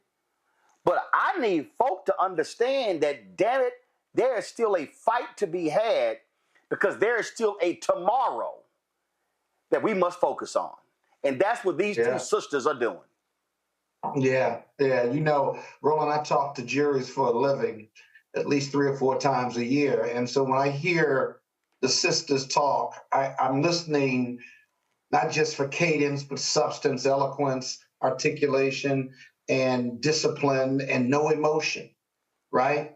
And what bothers me most about those 2 presentations aren't the presentations, but how eloquently they laid out the hypocrisy. And what bothers me is that the hypocrisy that is so clear in the both sides of this issue, why it's not resonating with the majority of Americans. That why don't they get it? Or if they get it, they just ignore it. And I'm not talking about just Republicans. I'm talking about independents and Democrats as well. Why 50% of America voted for Donald Trump and are endorsing these appointments that are nothing less than embarrassing. You know, I think you're right about, I think about the brothers and sisters, our parents, our grandparents, who fought in the 30s, 40s, 50s, 60s, 70s, and 80s, right? What character or manner of men they were to fight against outright segregation and racial oppression and the Night Riders. You know, I think about your parents who not only on the picket line, but were registering people to vote for the last 30, 40, 50 years. Or my dad and Reverend Singleton and Joliet, Illinois, who were foot soldiers for Martin Luther King, and in the face desegregating education institutions, hospitals, and the government. Let me tell you something. Those were the real freedom fighters. We seem like we don't want to fight that much, or there's not that much to fight about. But my father on his deathbed said, we've seen Trump before. We've seen him worse. He talked about Governor Wallace and Bull Connor in Philadelphia. He said, you know, y'all crazy about Trump, but let me tell you something. We've been fighting the same stuff for the last 30, 40, 50 years, or 200 years, if you will. So to the young people and to my generation, load up. We got to ride out. You may not like the fight. You may think that we've gotten past that. But as Professor Glaude says, America's got to face the racism and sexism, misogyny and xenophobia that it is. Not who it wants it to be, not who America wants to be, but who it is. Because this last election showed us who America still is as we try to form this more perfect union. There's a ton more work to do. And we can't do it by ourselves. So you're right. You can be depressed for a day or two, but in the end, you got to get up and get back in the fight, because the fight is real. It's not going away, and it's not going to change. We're not going to win unless it's up to us, unless we do it. And so we all have that responsibility. Yep. Absolutely. All right, folks, hold tight 1 second. Going to a break. We come back. We're going to talk about Black Wall Street becoming moving closer to getting a national monument. And also, why are Republicans so scared to release the House ethics report on Matt Gaetz? Lord, what's wrong with y'all? Maybe y'all don't want anybody to know what's in it. Oh, I can't wait to my panel to talk about that. Folks, you're watching Roland Martin Unfiltered right here on the Black Star Network, live from Atlanta. Support the work that we do. Join our Bring the Funk fan club. Our goal is to get 20,000 of our fans, on average, contributing $50 each a year. That's $4.19 a month, 13 cents a day. There are numerous ways in which you can support our work. If you want to support us via Cash App, what you do is you use this QR code. Cash App changed their rules, y'all, and so they closed our accounts. So we're able to, we can still get your donation via Cash App by using Stripe. And so you just simply use that QR code. And then when you go there, you put your name in, the dollar amount, and then that's how you can give via Cash App. Now, those of y'all who are still analog, y'all don't trust any of this stuff, you can see your check and money order at P.O. Box 57196, Washington, D.C., 20037-0196. PayPal is R Martin Unfiltered. Venmo is RM Unfiltered. Zelle of Roland at RolandSMartin.com. Roland at RolandMartinUnfiltered.com. Download the Black Star Network app. Apple phone, Android phone, Apple TV, Android TV, Roku, Amazon Fire TV, Xbox One, Samsung Smart TV. And of course, be sure to get a copy of my book, White Fear, How the Browning of America is Making White Folks Lose Their Minds, available at bookstores nationwide. Get the audio version on Audible. I'll be right back.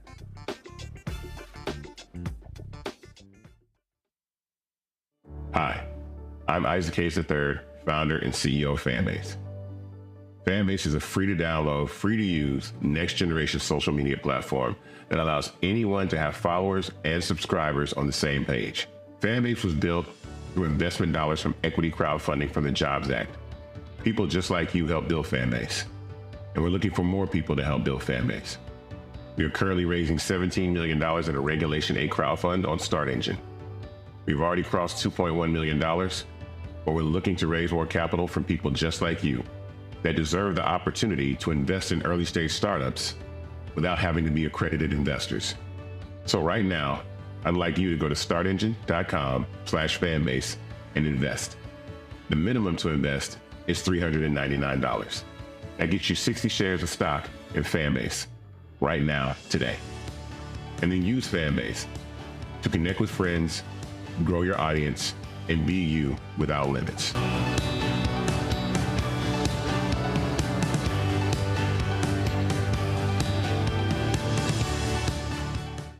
Hi, Hi, I'm Dr. Jackie Hood Martin, and I have a question for you. Ever feel as if your life is teetering and the weight and pressure of the world is consistently on your shoulders? Well, let me tell you, living a balanced life isn't easy. Join me each Tuesday on Black Star Network for a Balanced Life with Dr. Jackie. We'll laugh together, cry together, pull ourselves together, and cheer each other on. So join me for new shows each Tuesday on Black Star Network, A Balanced Life with Dr. Jackie.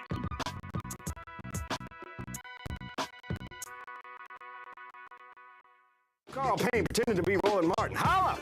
You ain't got to wear black and gold every damn place, okay? Ooh, I'm an alpha, yay. All right, you're 58 years old. It's over. And you are now watching Roland Martin Unfiltered. Uncut, unplugged, and undamn believable.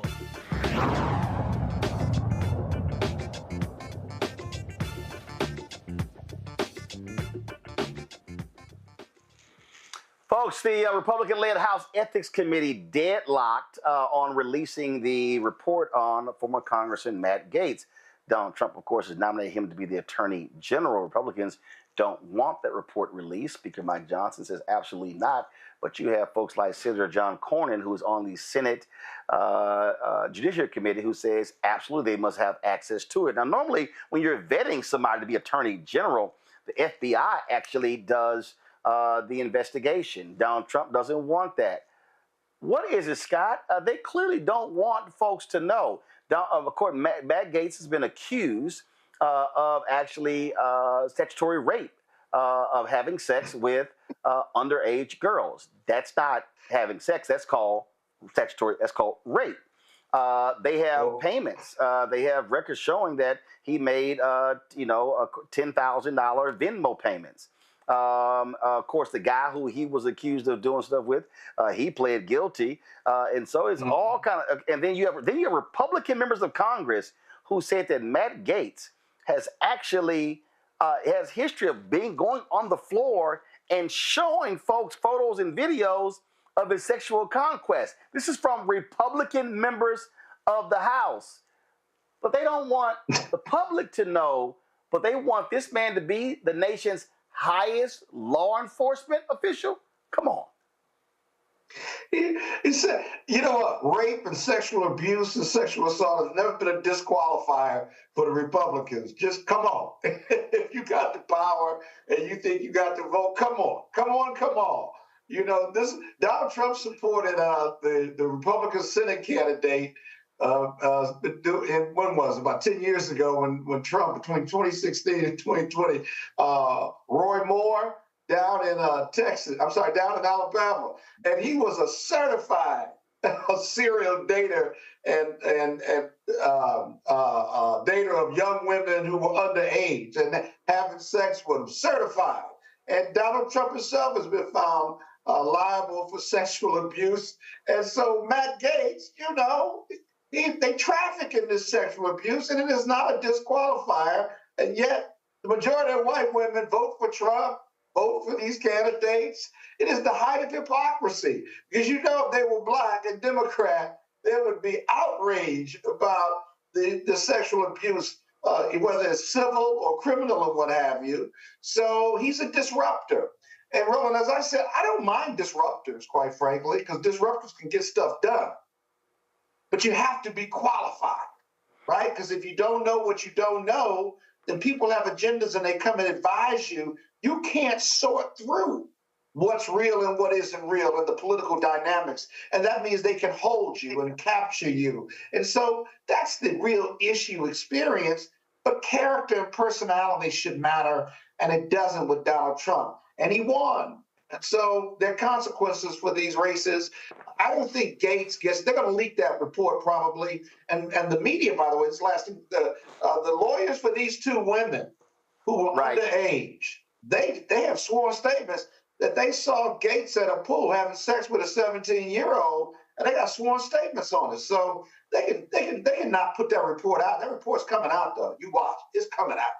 And it's going to get ugly and make it very hard for Republicans to defend. Yeah. Gavin, here's the crazy thing. Their attitude is like, okay, we don't care. They're making excuses. Mike Johnson, Mr. Purity, okay, Mr. Super Duper Christian, These people these people bow down at the feet of Donald Trump. Again, this is a cult. Okay, they are an absolute cult because whatever this man wants, sure, here you go. Okay, morals, ethics, values, principles, integrity. We don't care, whatever you want. And you got Republicans who in the Senate, you got Tommy Tuberville, the dumbest United States senator out of Alabama, like, oh, I'm gonna go after any Republican who opposes Matt Gaetz. Man, go sit your dumb ass down. Devin, go ahead. Yeah, no, this is a certified cult. And here's the thing with Donald Trump, right? The only qualifications about which he cares are you going to be loyal to me? That is the full stop, the single only qualification that he cares about. And the reporting that I read in terms of how Matt Gaetz ended up being nominated for this position, he wasn't even being vetted by his transition team. Donald Trump was on Trump Force One the morning that he announced this pick and had a phone call with Matt Gaetz. And Matt Gaetz told him, all these other people you're considering, they're probably talking about their fancy legal doctrines and theories, but I'm going to come in and cut heads for you at DOJ. And that's all it took for Donald Trump to be like, that's my guy. And he did not.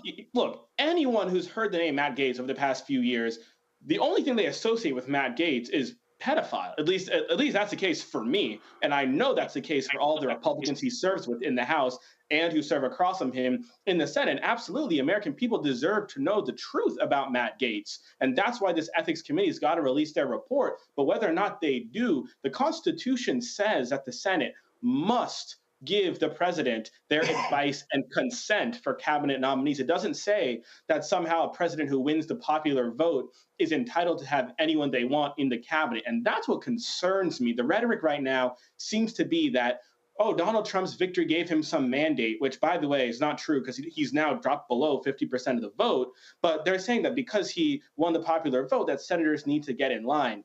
That is not true. No president is entitled to strong arm their way to a confirmed cabinet. And my fear, above all, is that whether it's Matt Gaetz or someone else, whoever is going to get confirmed here is going to be the one who's going to carry out what Donald Trump has said he's going to do, which is to weaponize the Department of Justice and go after his political opponents, whoever he thinks they are, the people he's called the enemy from within. And look, the last thing I'll say is the job of the Attorney General, and I'm a law student right now, so I've been learning all about this over the past few years, is one that requires you to have a profound dedication to the rule of law and to the Constitution. Why? Because the Attorney General has a great deal of power over things like national security, firearms, immigration, prisons, drug enforcement, and the decision of whether to bring investigations against high-level officials. And there's a reason why the DOJ has been independent from the president over the history of our country. It's a very serious job, and our leader, whoever leads the Department of Justice, needs to treat it as such. And I don't have a vote, but I hope that those who do will vote on their conscience on whoever the nominee is after reviewing their record, after reviewing. They don't have a conscience. Daniel, somebody posted this. Daniel, somebody posted this tweet. It says, "We spent 4 years hearing about every detail of Hunter Biden's sex life, but we can't even see a report about a Republican who has been with underage girls." Really? Yeah, here's the thing, man. What bothers me is I'm an actual presidential appointee. I did not go through a confirmation process, but I was appointed by President Biden to head the Environmental Protection Agency as a regional administrator. My background check had to go through the FBI, the CIA. I had financial records. I had people interviewed. I had to go through a top secret clearance process where if I had an outstanding debt, it had to be paid. I had to sign a Biden ethics pledge before I could even get sworn in. I had to sign a pledge that I will follow an ethical mandate outside of the President of the United States and also fully align with the policies that were in place of said administration. So my concern is that, we already know that there was a time where I would say there was a sense of hopeless optimism, but this confirmation process it's the best gift we could have gotten, because what this is going to confirm to us is what we already know. These individuals, I think we're past the level of conscience, past the level of, qualification. We have raised a generation that has normalized foolishness, normalized a lack of integrity, normalized disrespectful behavior, normalized abuse of women. So I think that what this is going to do is it is the last layer of showing what can happen. And the biggest thing, and my dear brother just said it. Look, the Attorney General is not just, in a position to work with the Justice Department or prosecute cases or oversee the rule of law. The prisons. And this gentleman has already praised practices in El Salvador where there is no reform, there is no correction, there is no restoration and reacclimation to society. So we need to be very clear that these positions that are being appointed go far beyond the titles. They go directly into mass incarceration, how our communities are restored, and how Black men will have a chance to transition and reacclimate themselves to society. And we need to pay attention. Let's talk about the Department of Justice. They're investigating, the DOJ is investigating the fatal shooting of Sonia Massey in Illinois. That took place, of course, in July. Sean Grayson, the deputy who shot and killed her, has been fired and has also been charged with murder. He has pled not guilty. The DOJ is demanding all records related to the shooting as it investigates how local authorities treat Black residents and people with behavioral disabilities.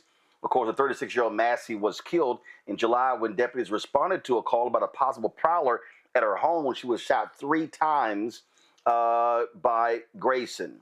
Also, folks, let's just talk about this here. In Louisiana, the battle to require all public school classrooms to display the 10 Commandment continues. The 5th U.S. Circuit Court of Appeals, extremely conservative Court of Appeals, rejected a state request to temporarily stay an earlier order by U.S. District Judge John de Gravalis in Baton Rouge while litigation continues. Now, arguments will take place before the Fifth Circuit panel on January 23rd.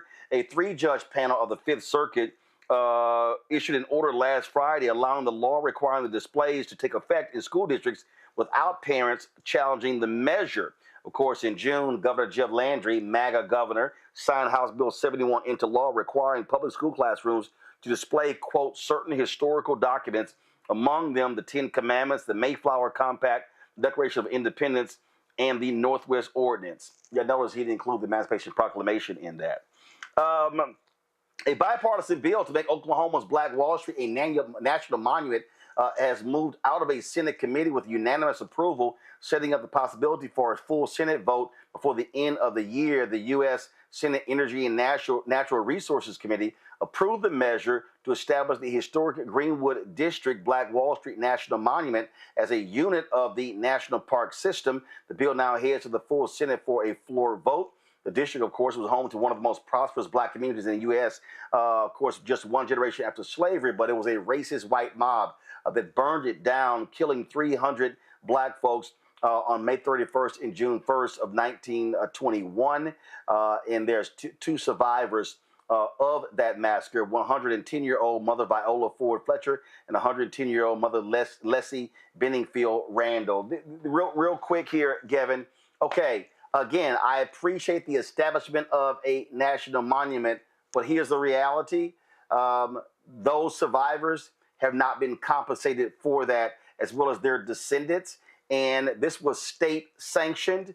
And the problem is the city of Tulsa, the state of Oklahoma, they have refused to make amends. This is a perfect example of, sure, make it a monument, but that state and this country should be doing more.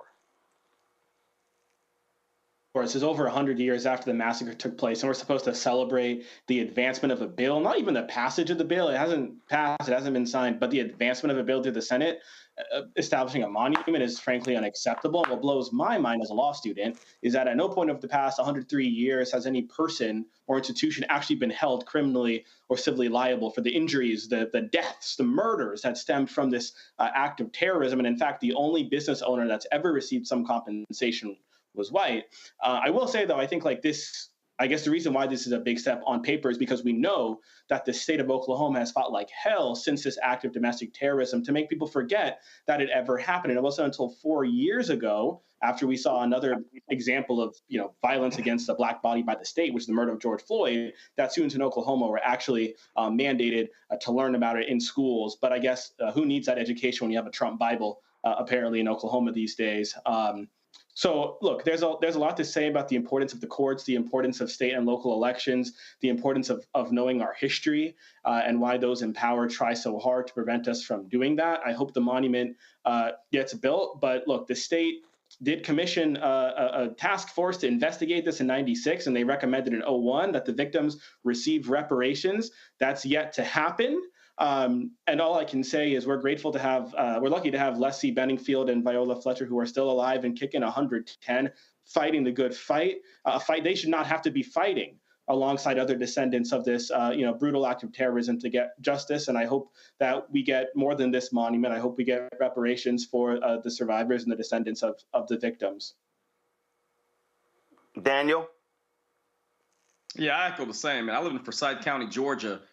Race massacre and expulsion of black folks in 1912, 1987, Hosea Williams, Coretta Scott King, Dick Gregory came up here with 30,000 folks, largest protest and rally against the KKK in the history. Oprah's first show was here. So I get it. But a monument itself, or at least advancing the idea of a monument, doesn't take it away. But I do agree that it is at least symbolic to know that it's being acknowledged. But here's the thing. There needs to be more than acknowledgement. And what I don't want is a decade from now for young men and women that vaguely remember Tulsa to say that this monument was erected as a form of reparation. That is not a form of reparations. It is not reconciliation. I hope those women live to 120. But the reality is they have had to endure, they have had to fight, they've had to live under the shadow of one of the darkest moments in our history when terror was enacted on a black community, and we have not resolved that. The statute won't do it. It will allow us to be able to remember and acknowledge, but there is so much more work to be done, and I hope that we all understand that and support initiatives that go beyond statues and monuments. Scott? Man, y'all talking about Tulsa. When's America going to apologize to the American Negro for slavery and for violence against them and the civil rights movement and the terror from the time we were freed as slaves up until now?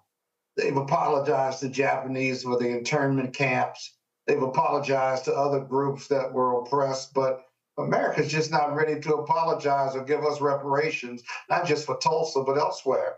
I talk about the melanin in my skin and what it is about the melanin in my skin that makes white America hate me so and hate our communities, but also not want to deal with the race issue or question or racial oppression over 400 years. The courts can give us even money for that, but the apology is the first step. And then second, there's not enough money. Tell me if you agree with this, Roland. There's not enough money to properly compensate Black people for what they've been through in the last 400 years of racial oppression and slavery.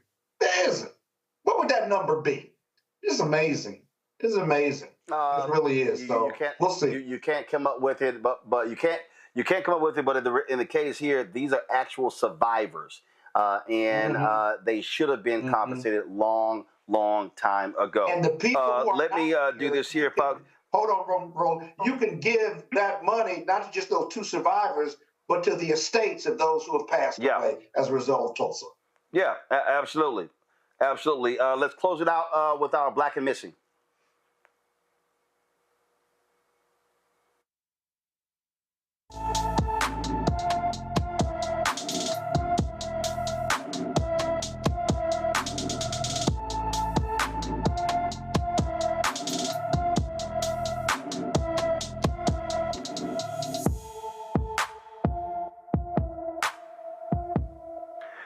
Verlana Baker's been missing from her California home since June 21st. The 16-year-old is 5 feet 8 inches tall, weighs 146 pounds, with black hair and brown eyes. Anyone with information about Verlana Baker should call the Orange County, California Sheriff's Office at 714-647-7000, 714-647-7000. All right, Daniel, Gavin, Scott, I certainly appreciate y'all being on today's show. Thank you so very much.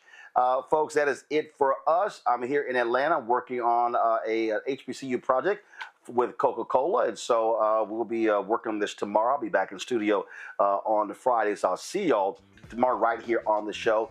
Don't forget, again, support the work that we do. Join our Bring the Funk fan club. We don't have millionaires and billionaires cutting us checks.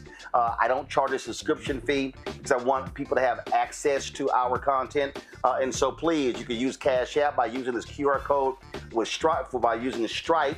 I told you Cash App closed down all of our accounts because they changed their rules. And so you can use this QR code to pay to donate to us via Cash App. Also, send your checking money order to P.O. Box 57196, Washington, D.C. 20037-0196. PayPal, R Martin Unfiltered. Venmo is RM Unfiltered. Zelle, Roland at RolandSMartin.com, Roland at RolandMartinUnfiltered.com. Also, of course, download the Black Star Network app, Apple phone, Android phone, Apple TV, Android TV, Roku, Amazon Fire TV, Xbox One, Samsung Smart TV. Also, get a copy of my book, White Fear, How the Browning of America is Making White Folks Lose Their Minds, available at bookstores nationwide. You can check us out there as well. All right, folks, that's it. I'll see y'all tomorrow right here on Roland Martin Unfiltered on the Black Star Network. Holla! Black Star Network is here. Oh, no punch! I'm real revolutionary right now. Thank you for being the voice of Black America. All momentum we have now, we have to keep this going. The video looks phenomenal. See, there's a difference between Black Star Network and black-owned media and something like CNN. You can't be black-owned media and be scared. It's time to be smart. Bring your eyeballs home. You dig?